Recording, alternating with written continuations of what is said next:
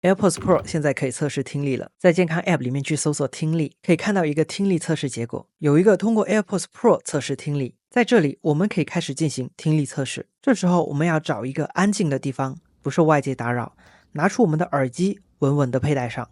根据自身实际情况填写3道题，来到下一步。手机会测试周围的环境音，判断是否足够安静，满足测试条件。再次确认耳机是否已经佩戴好，有没有松动，以免影响测试结果。到这个界面做好心理准备，会播放一段音乐，声音可能会有些大。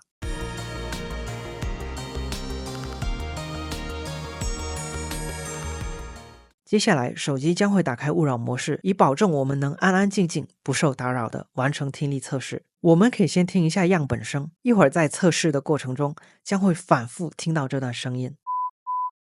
两边耳朵分开测试，首先测试的是左耳。每当听到声音就点击屏幕，要集中注意力仔细听。有声音，点屏幕。测好左耳之后，右耳也是同样的流程。